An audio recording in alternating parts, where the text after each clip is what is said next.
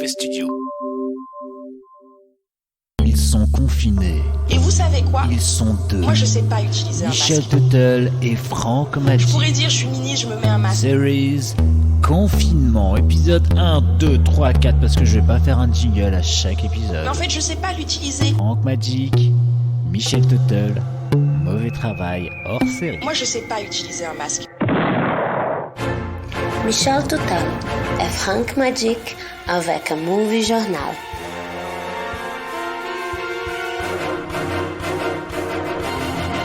Bonjour à tous et bienvenue dans Mauvais Journal, épisode numéro 14. Nous sommes le 31 mars. Là, t'aurais pu faire ouh, salaud. Ouais, attends. Ah, Oh 31 mars. j'ai crié dans mon micro. Dernier jour de mars, de confinement en mars 2020. De mars 2020.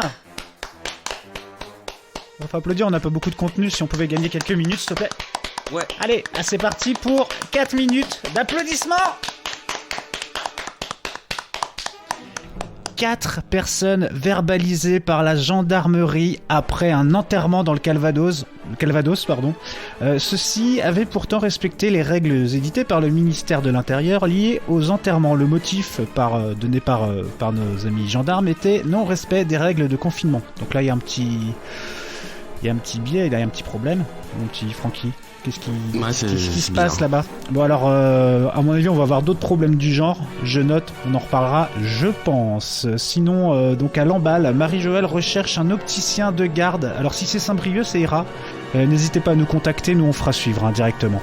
Merci pour elle. Sans transition, Ralph Drollinger, un pasteur californien proche de Trump, a expliqué que toute cette histoire donc de coronavirus n'était qu'une punition divine de Dieu pour contrer l'homosexualité ambiante. Comme quoi, Nadine Morano a des challengers dans la connerie outre-Atlantique aussi. The Vaccines, donc le groupe sort un morceau inédit. On notera le joli timing. Petit conseil à nos amis qui auraient des animaux. Il est inutile de laver son chien ou son chat à l'eau de javel ou au gel hydroalcoolique, bordel.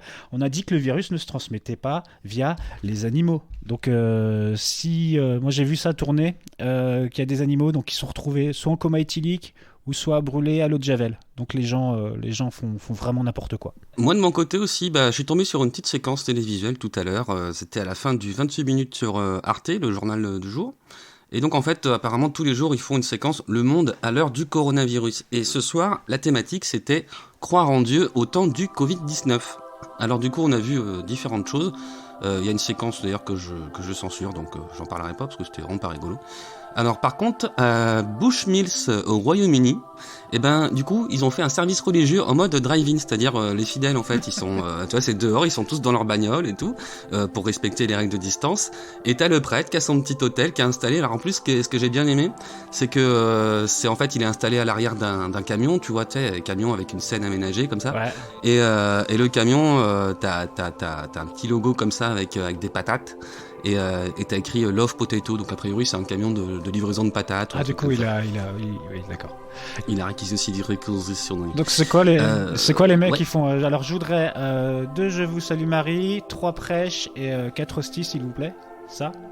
Ouais, c'est ça, il fait son prêche en fait, et puis ils écoutent dans la voiture quoi. Super. Depuis la voiture, comme dans un drive-in, sauf que c'est un prêtre au lieu d'un écran de cinéma. Inventif. Ouais. Sinon à Colombo, au Sri Lanka, alors là on a des bouddhistes qui dispersent de l'eau bénite pour chasser le virus. Mais attention, j'ai vu les images, ils le font en hélico. C'est-à-dire ils ont des grosses bonbonnes d'au moins 5 litres d'eau, tu vois, et ils balancent ça comme ça sur la ville en hélico. Ah bah si c'est la solution, appelez-nous les mecs. Oui. Alors j'espère juste qu'à Colombo, personne ne manque d'eau potable. Ah oui.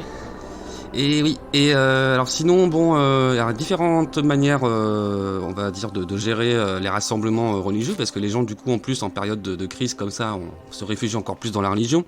Et donc, j'ai vu qu'à Dhaka, au Bangladesh, donc les gens vont à la mosquée, mais il y a distribution de gel et de masques à l'entrée. Très bien. Voilà. Au contraire, à Jérusalem, là, on a vu la police qui fait des descentes en fait chez les orthodoxes pour justement empêcher les rassemblements.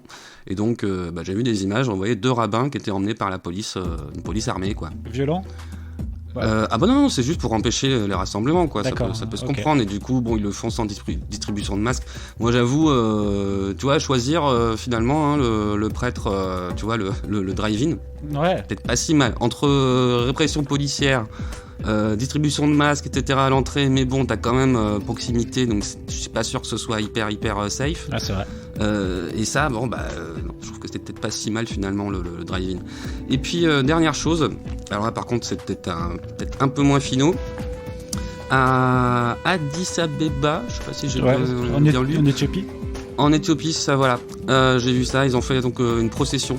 Ils brûlent de l'encens contre le coronavirus, donc c'est un rituel biblique, hein, ils nous expliquent.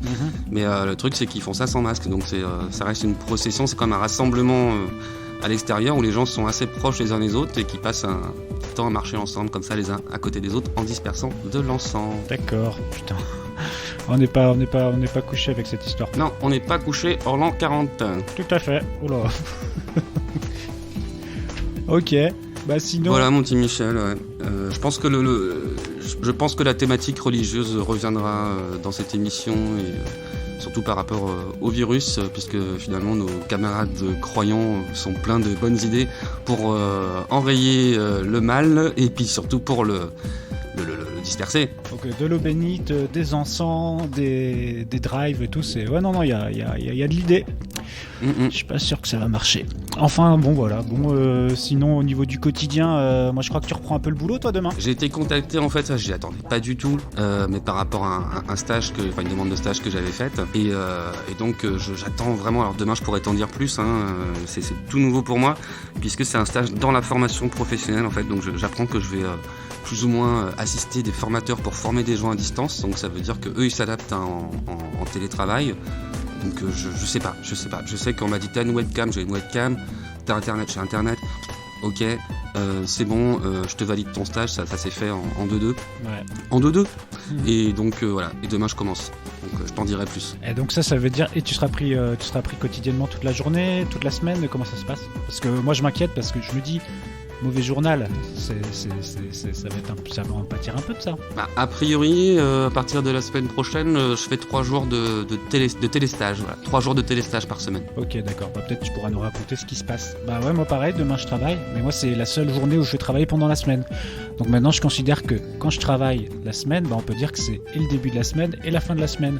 Donc c'est le week-end. Donc demain je suis en week-end. Wow! Week-end Michel. Donc demain c'est apéro et compagnie, c'est le week-end, là je suis content, là ça après une belle journée de travail que j'ai pas encore fait. En tout cas voilà, bon je crois que moi j'ai pas grand chose à ajouter ce soir. Est-ce que tu as quelque chose à ajouter, mon petit Franquignon? Eh ben si t'es chaud pour l'apéro demain soir, je crois que je prendrai les dispositions également de mon côté. Tu vas prendre un jour de congé? Non mais c'est demain, moi je suis pas en stage après-demain. Ah oui c'est vrai. Ouais, donc on fêtera ma première journée de stage en téléstage. Je vais voir ça, j'ai demandé à mes patrons si je peux pas prendre un petit jour de congé parce que là... une journée là c'est dur, moi je sais pas, je suis pas encore habitué à ce rythme. Bon voilà, sinon rien d'autre à ajouter. Je pense qu'on peut se dire au revoir, on peut se souhaiter un bon confinement. Je fais un gros bisou aux mauvais journalos qui nous écoutent. On n'a pas encore trouvé de petits surnoms à nos mauvais journaliers, je sais pas. Donc nos mauvais œufs, je sais pas, nos petits mauvais. Les petits mauvais, parce que ça se fait dans le podcast, ils aiment bien. Voilà, les petits mauvais, on vous souhaite une bonne soirée, une bonne journée, un bon midi, je ne sais pas à quelle heure vous allez écouter. En tout cas, c'était un plaisir de te retrouver, mon petit Franck Magic. Toujours un régal. Toujours un régal. Et tout de suite, la fin de l'émission. Au revoir. Au revoir. L'ISF, par exemple, les entrepreneurs, eh bien, quand vous... je ne le justifie pas, bon. Mais il y en a qui le faisaient parce que s'ils payaient l'ISF et s'ils voulaient transmettre à leurs enfants, eh bien, à ce moment-là, souvent, c'était la zizanie dans les familles, l'entreprise familiale, hein, parce que un reprenait l'entreprise, donc lui, il était exonéré de l'ISF parce que quand c'est l'outil de production, et puis il fallait qu'il dédommage les frères et sœurs, et la prime d'activité, absolument. Par contre, si votre mari ou votre femme, un jour, c'est un homme ou je sais pas quoi, enfin bref, vous m'avez compris.